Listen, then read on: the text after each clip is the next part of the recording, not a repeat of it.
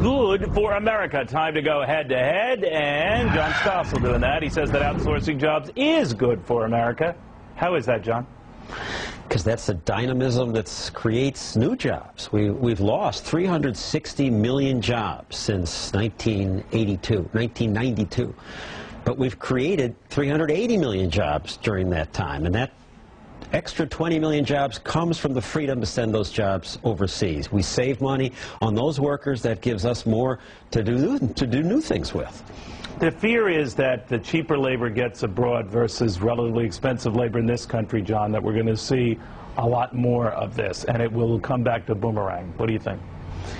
People have always worried about that, but it hasn't happened. The average wage rate has been steadily going up, adjusted for inflation. I mean, free trade is good for jobs, too. And the biggest outsourcers, a Dartmouth study found, were the biggest job creators. So in manufacturing, the ones who fear that the manufacturing base in this country leaves this country, what do you say? Bye.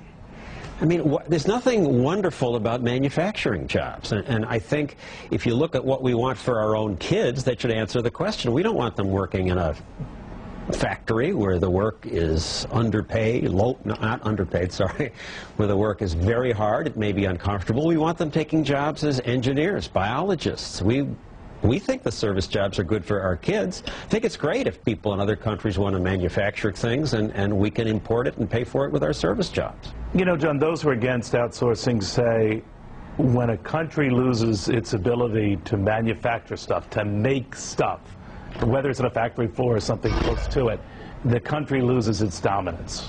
What do you think? Where's the evidence? We can trade for the goods we need, and I just don't think it's true. So you don't see, for example, that all of a sudden we're at the mercy for all these things from countries like China or India, and down the road we have problems with China or India that we haven't screwed ourselves? Well, we have, if that's the only country with whom we trade, but fortunately we have a lot of trading partners, and we buy things from a lot of people, and that protects us.